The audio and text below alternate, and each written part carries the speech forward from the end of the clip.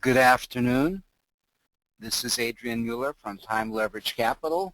I am the principal of this firm, and I am the developer for the Option Ranger software that we're going to be demonstrating. First and foremost, by way of disclosure, and when you do register on the site, in order to be able to access the Option Ranger, you're going to go ahead and read this full disclosure and agree to it. The principal points I want to make about this or any educational material in trading is that we are not going over individual trading advice for anybody. So just because we're going to do a discussion of selling puts and the situations under which this might be a theoretically good idea, it doesn't necessarily mean that it's suitable for everybody. It's a margin trade, so you should really understand these trades and make decisions not just based on market factors, but even more importantly on your personal financial situation, risk tolerance, and investment objectives. So if necessary, be sure to set up, if you don't have access to quotes and a platform, be sure to get set up with us for a platform where you can get quotes and place trades and monitor these results. Today's discussion wraps up our series on the 4 basic strategies of options, which is buying calls, buying puts, selling calls, and our final selection today is selling puts. Bear in mind that if you haven't seen the previous segments in the series, as well as our discussion on volatility and risk, please be sure to check out our demo section where you can see some demo videos on how to input trades. Be sure to check out the dynamic option strategy gallery in which the parameters for selecting trades are discussed. When we go to the strategy gallery today, we are going to be looking into selling a put, or as we phrase it here, shorting a put. The 2 principal factors that are used on this grid to decide a trade are the following. The first, and this is one that is very commonplace in the thinking of investors and speculators alike, is direction. Which way is the market going? And it's fairly obvious that the outlook on that can either be bullish, meaning that the markets are going to go up, bearish, that the markets are going to go down, or undecided, that a person doesn't know where their markets are going or they think they might go strictly sideways. In certain cases, even an investor or a speculator that is undecided about direction, as you can see, still has strategies that they can develop based on the other major factor in picking a strategy, which is the volatility outlook. So first of all, we have the direction, up, down, or sideways, and next we have our expectations of volatility. And again, similarly, we're talking about volatility going up, volatility going down, or volatility being undecided. So in this particular case, we're going to come up with a scenario for a trade that is actually among the more popular of option strategies, which is the selling or shorting of a put. Your outlook in that scenario is dual in nature. Number one, it is a directional trade. So if you are selling a put, this is one of your alternatives, one of your strategic possibilities. If you want to be bullish the market, you think the market's going up. If you want to make a more subtle decision or perhaps a more targeted decision with a broader outlook, and you understand how to sell puts, that is one way of being bullish. The time to do this as well is when volatility is falling. So again, you have 2 outlooks. Number one, that the market is going to go up, or actually, depending where you write the option, stay flat, or that the market volatility is going to go down. If it's very excessively jumping around, as we might say it has been in the last couple of weeks, the volatility is up, and you might say this market is going to quiet down. That would be your expectation that volatility is falling. When trading options, when investing, when speculating in anything, you need to be very mindful of volatility. Certainly a major option in factor in options, but also in any investment. If you buy something 4 times and it goes up a little bit, that's okay. And then you buy the 5th time, you could lose a whole lot. So you could say I have 4 wins and 1 loser. But what matters is the volatility, the size of the move, the extent of the move. So one way of measuring risk is thinking how volatile is this market going to be. So in this particular case, let's go ahead and click on it as it's available in our strategy gallery. And when you click on a strategy, you get the immediate outlook for the trade. As long as other convenient links, in this particular case, you see the outlook that what you can make is the premium that you've collected. And we have a much more user-friendly way to see this very soon on the software. And you use it, again, as we said, if you strongly believe the market will go up or will not reach your strike price at any time during the life of the option. So what you're really looking for here is for the market not to go down in a big way. Your enemy when selling the put, which is a margin trade with unlimited risk, your enemy is a large move down, a move down with rising volatility. If the market is flat or it goes up, you're in good shape. In this case, because you're collecting premium, barring any major move against you, time erosion works in your favor. So this option will erode, and we're actually going to show you the erosion table here, which is very theoretical looking, is one that we are going to show you on an actual spreadsheet so that you can evaluate the numbers. Again, I will remind you that selling a put is a margin trade, and you have to make sure that you have the necessary funds to cash settle the position, or in certain cases certainly in the case of stocks, you can take the stock. The stock, as they say, gets put to you. And this is a strategy for people to collect premium.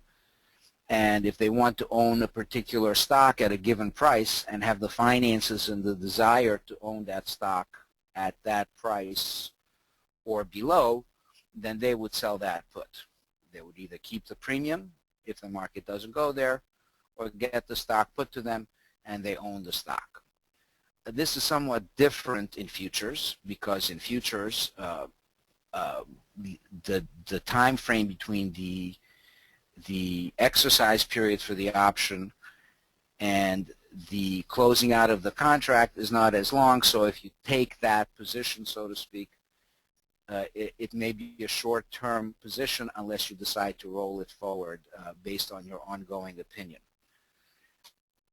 When we look at these particular strategies, again, you have a narrative of the trade details, and for those of you that are still getting familiar with the terminology, please be reminded that we have reference materials, so you can go to our option sheets where you're going to have a further discussion. You're going to be able to go to our demo videos where you can see some of the inputs on some of these trades and a further and more detailed explanation.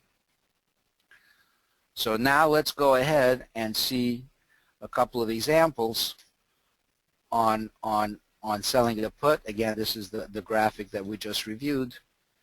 And now let's go ahead to the option ranger, and to save some time, we've actually input some trades.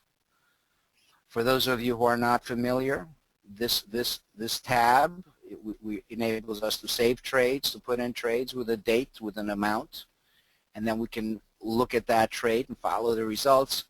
And we also have customized tabs, and today for our purposes we created a tab for selling puts to open, which is what we are discussing today.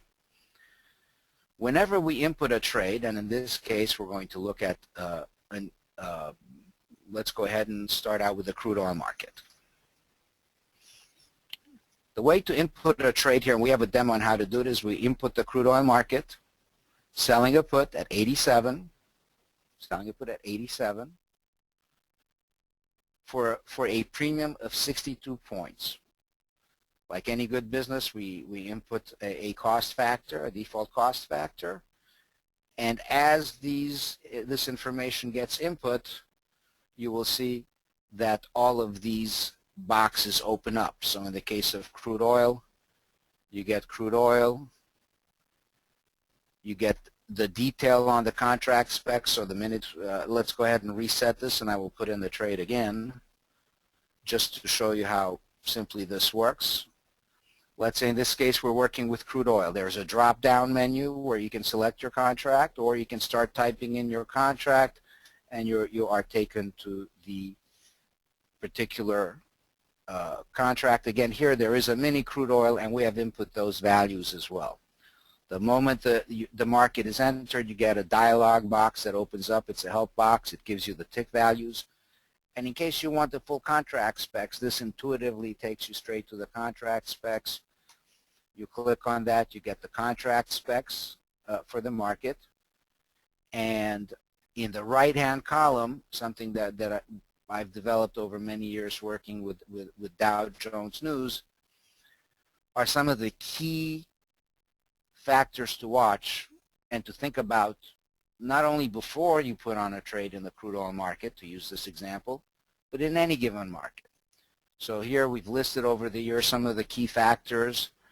Department of Energy weekly report, the API report, very important. And you have a link from here that will take you directly to the primary source where that report is located, or you can look for our updates by email as this information come out. I also find the Commitment of Traders report to be extraordinarily helpful, and we will certainly do some programming on that as a primary source for making a trading decision. This kind of grid of what to watch, and also the contract specs, is available on all markets. So again, just to make the point, when we enter crude oil, we get access to all that information to consider the trade. Today, our strategy that we're doing is selling a put. Now you'll notice that the minute we input selling a put, the profit and loss graph appears. And again, the profit and loss graph is a reminder. Intuitively, it's very hard for people to immediately get a sense of what this means. So you can click on this, which will take you to the selling a put detail if you need a reminder. And here you have the key reminders, ingredients of the trade, that your direction is up and your volatility outlook is down. So you're looking for this market either to go up or to be very tame. So now that we've had this reminder, again, we have a dialog box with intuitive access to the detailed description of this trade's parameters. And then, of course, as we did before, let's go ahead and do one position. In this particular case, and we're using an example on crude oil, you saw we had the contract specs. The minute we click on the strike price, this is one of the areas that people have to get a little bit used to in terms of understanding options and which options to trade. The moment we click on strike price, again, the dialog box opens up. It gives you a way to input the strike price, and if there's anything that you want to clarify about selecting a class of strike price, other than talking to your broker or whoever is working with you, you can click on the Learn More button, and you will get a discussion of in, at, and out of the money options. And remember, you can also still go to the reference section that is available here, along with the demos and the option sheets. So now we're going to input a price, now that we know how to do it, of 87. Okay, which would be for crude oil to be trading at $87. At $87. Okay, and so the expectation of the person who does this would be that the market will somehow hold above 87 or actually go up. The premium that we had here, and I'm just inputting it again for purposes of illustration, was 0.62, and again we have indications here on how to enter the premium, because tick values are different in all of the markets, and by having these inputs, you can do the math around any contract. Corn is in 5,000 bushels. The crude oil contract is 1,000 barrels. There are variable-sized contracts on which you can do the math, and this will be a safeguard against miscalculating, getting the right numbers to gauge your risk zones and the areas for which you are expecting market moves to materialize. And then let's go ahead and put in a default cost on the transaction, and then we calculate.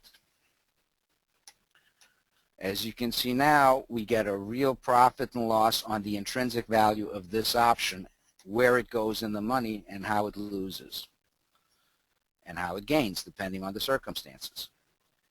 In this particular case, we get a summary of the trade. We're selling a put at 87 for about 62. This would be a May put option. I've done the research. So somebody here is basically thinking that they're going to collect $620 minus their fees. You have to do your cost of doing business. This would be a net credit after commissions and fees on that structure of $565. We get a reminder of what the crude oil contract is made up of. It's 1,000 barrels at $10 per tick. So the value is $1,000. The math is simple. Let's see where we are. To make it even more straightforward, let's see where this trade makes money. But as we spoke, if the market goes up to any number, objectively, you've collected $565. That's the most that you can make. This is like a premium transaction. Your risk obviously begins if the market tanks under 87 by more than you've collected.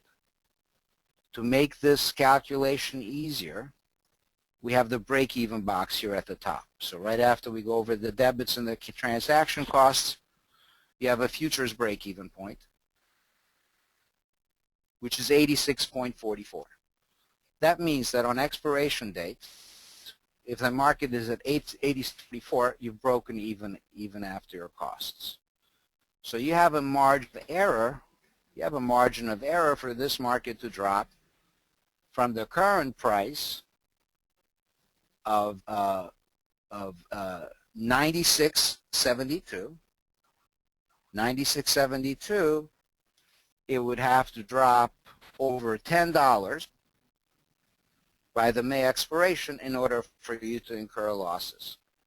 However, this is a margin trade, so for every tick that it moves under that 86.44 level, now you would be not only having paid back the $565 net that you collected, but you'd lose $10 a tick all the way down. And as you can see, although you have a nice margin of error of $10 going down, if there's a very large move to the downside, the losses increase. So for instance, at a level of around 84.5, you would be, the position would be down almost $1,900.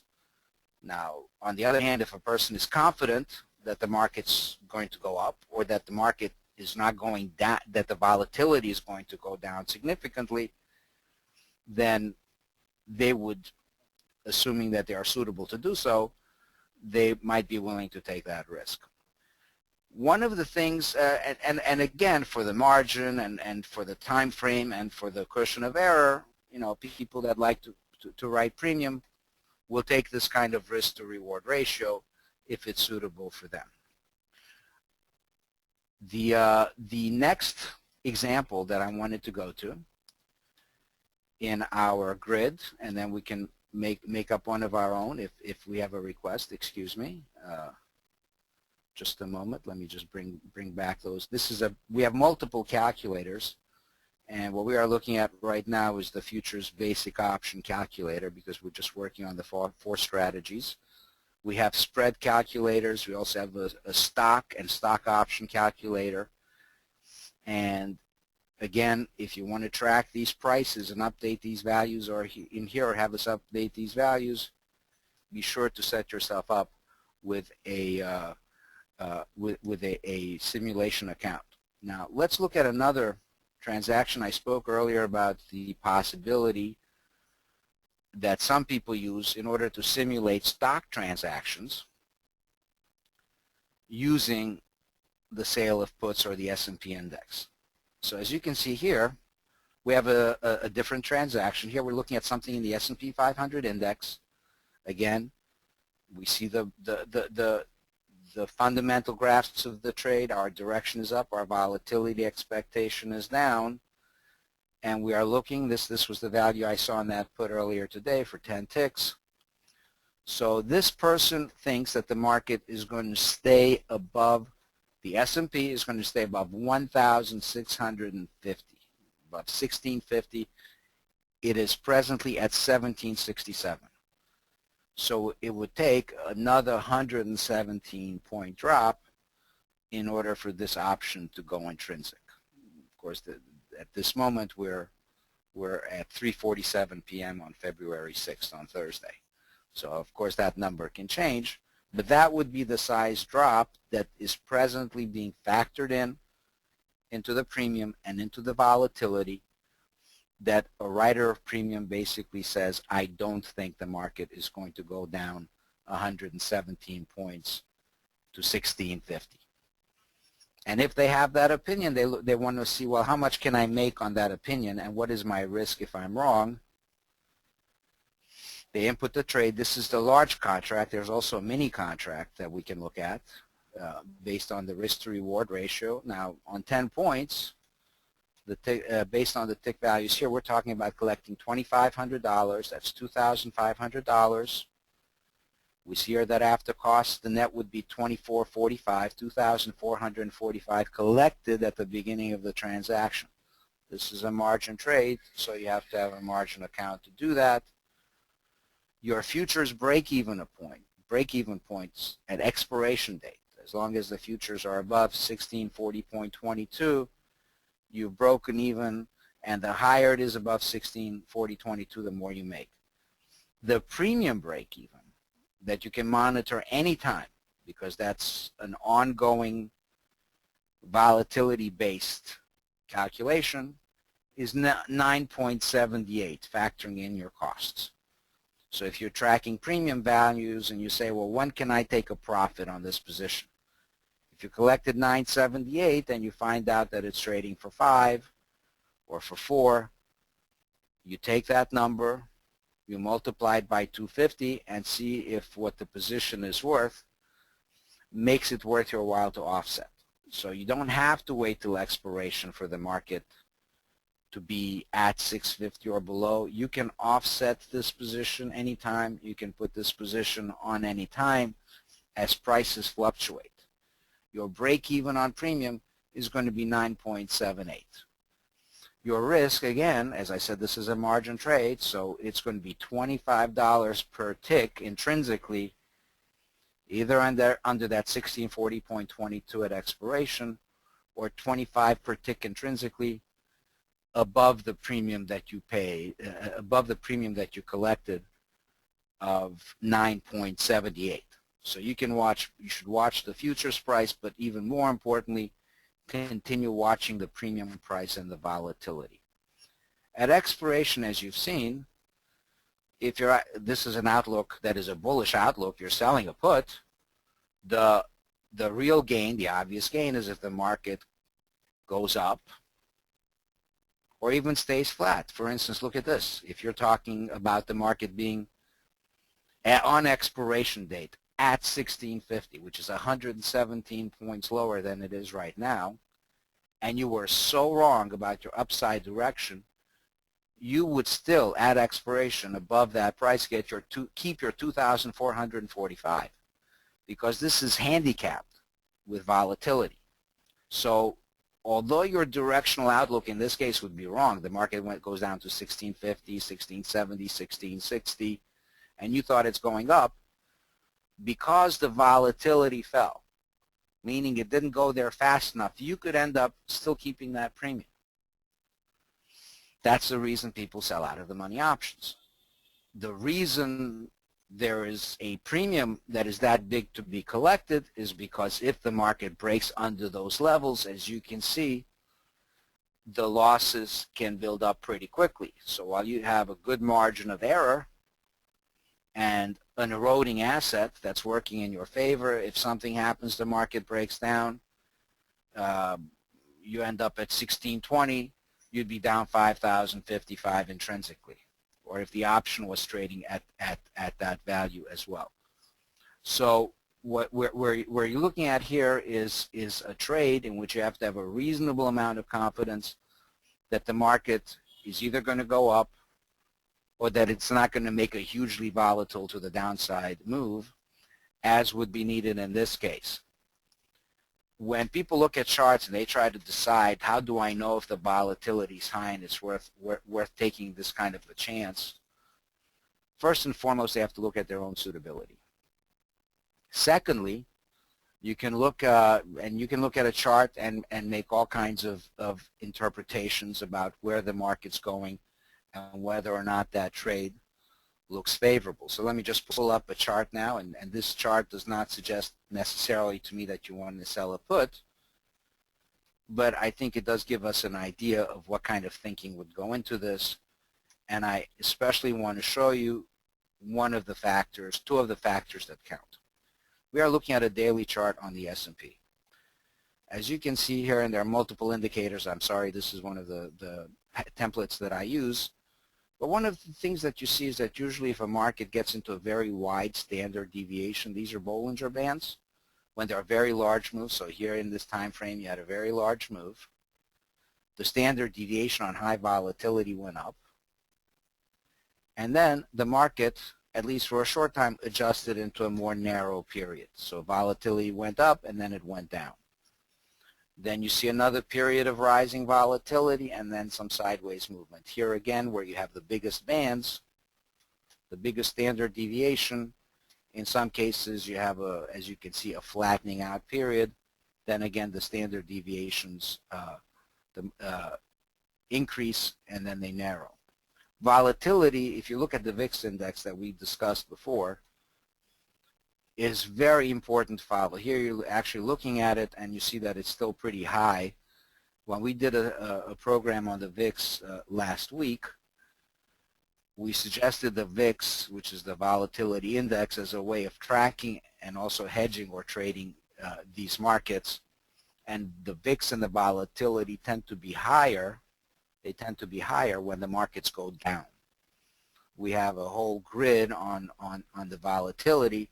So if you're in a situation like this and you say, well, I think this chart looks weak, and you look at the type of drop that can materialize here, and you might say, well, you know, it's really not worth it, because what if I'm wrong and the market gets down to here, and you do your math and you realize that when you put it next to the option chain, it doesn't work for you. So you would have to have an expectation of the market really holding, you know, within a reasonable area.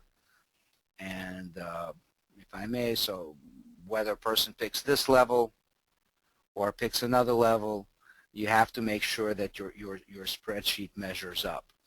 One of the things that we try to do, that I try to do again, sometimes to make this easier on the brain, is to put side by side, just a moment,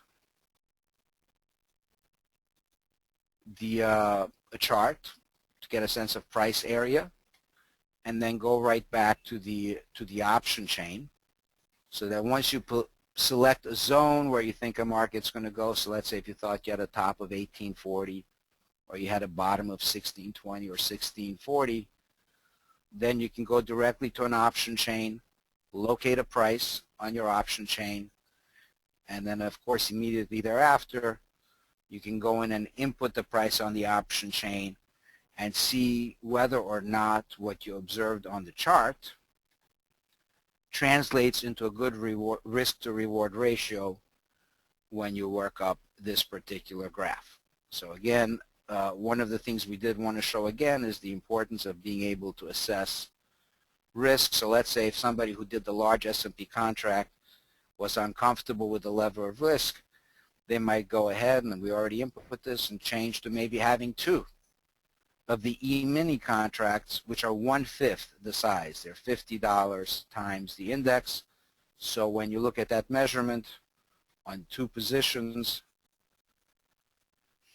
On the E-mini, the the potential gain is less because it's a smaller contract, so you're collecting 1,000 instead of 2,500 on the position. Then, of course, you subtract on the two positions. Then you subtract your costs, and the most that you can make, the number has gone down significantly. The most that you can make now is $930 after costs. $930 as opposed to the 2445 that we were looking at before. However, by the same token, again, you're only making $930. You have a lot of room to drop. Your break-even number is up in the dialog box. Your break-even on futures is 1640.70. Your break-even premium on the options that you can get quoted anytime is 9.3. And again, one of the reasons somebody might do a smaller position instead of the large S&P contract and do small ones is because the level of loss is lower on a drop. So in this particular case, we had shown before that a move to 1620 was a pretty significant loss. Here you're looking at 2070. Again, not a happy environment, but a much lower risk. And this is one of the things that I kind of like about comparing trades this way, is you can literally just go back and forth by clicking on the box, check out different numbers and decide at which number your risk tolerance is okay and which type of reward is sufficient for you, and experiment with different numbers. You might turn around, you can change a strike price and zip back and forth between those. If we want to make a change, let's say somebody says, okay, I'm going to do I'm still uncomfortable selling puts in the E-mini, but I want to do it, the volatility's high. So let's say the person who sold two E-mini says, you know what, I'm just going to sell one. I like people who are careful. Less to make, less to risk, and always something to learn. So we calculate that new trade. You don't have to input everything else. And then we see the difference between a 2-lot and a 1-lot.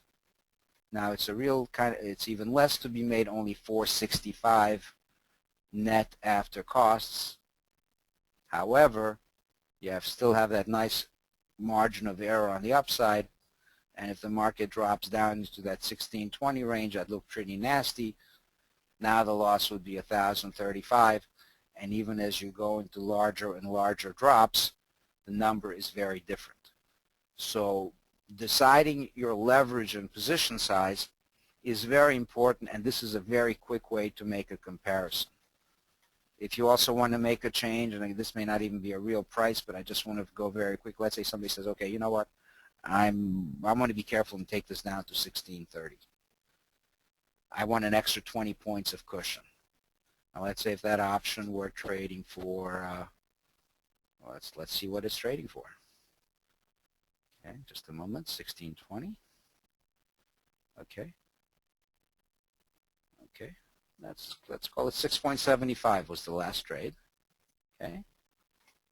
So we have a way of inputting premium. So let's go ahead and do that, 6.75.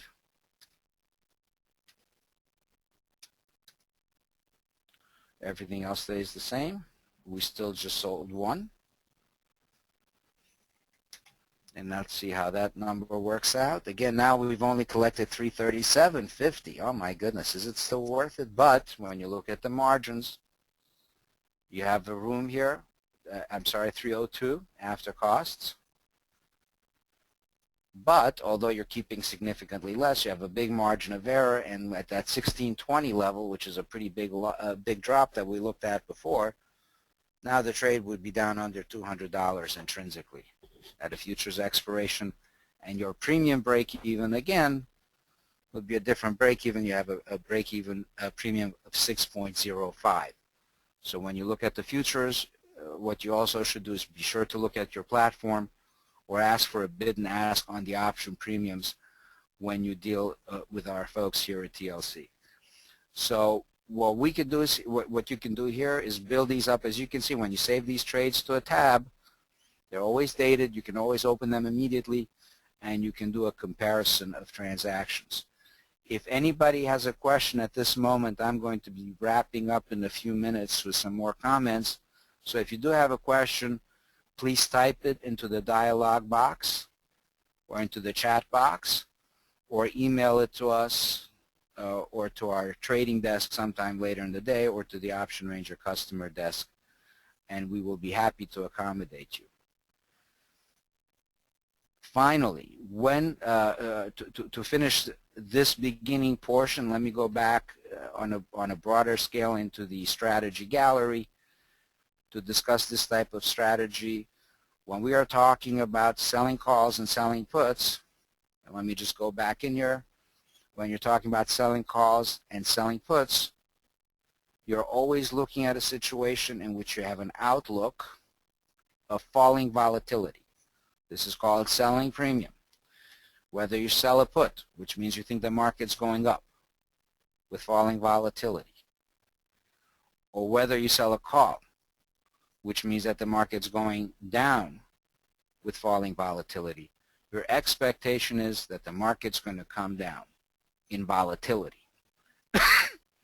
If you don't have that volatility outlook, then this just may not be a trade for you. You can do a purely directional trade. On the other hand, when you do have a belief in rising volatility, as you can see here, on a bullish direction, you buy a call, and on a bearish direction, you buy a put. In this case, you are looking for rising volatility.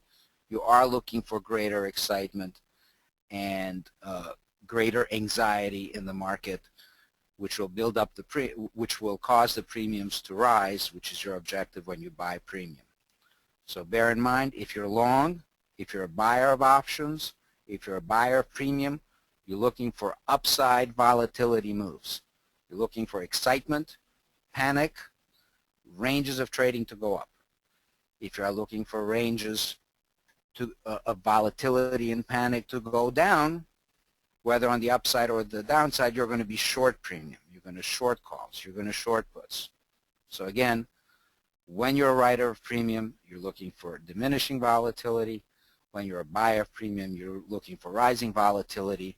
And that is your parameters for deciding on the 4 basic strategies whether you buy or write calls. For more subtle positions as to directional outlook and for modulated ways of adjusting trades, we are going to start going over our master combination calculator next week, where we are going to try to take advantage of discrepancies, if possible, in values or of certain ranges of charts in which we can combine what we would believe to be well-priced or underpriced options that we can purchase with overpriced or volatility-skewed overpriced options that we would write. So what we have learned now about premium, rising volatility and falling volatility is going to be a key ingredient in going to the next step on how to use them in combination in spread and combination strategies. I want to thank everybody for attending. Please don't hesitate to ask for our supporting materials and also to use our reference materials to get a better understanding. It takes practice. I've worked at this for many years, and I know even professional brokers that I've trained or that we've worked with, it takes a certain amount of homework and effort to fully understand these strategies, but it's well worthwhile. Again, before I close, I want to remind you that trading futures and options involves substantial risk of loss and is not suitable for all investors, and past performance is not necessarily indicative of future results. I congratulate all of you for attending, for becoming more educated about trading. Be sure you know what you're doing before you put your money on the line. And if you have any questions for us, don't hesitate to contact us. Thanks again for attending, and have a wonderful Thursday.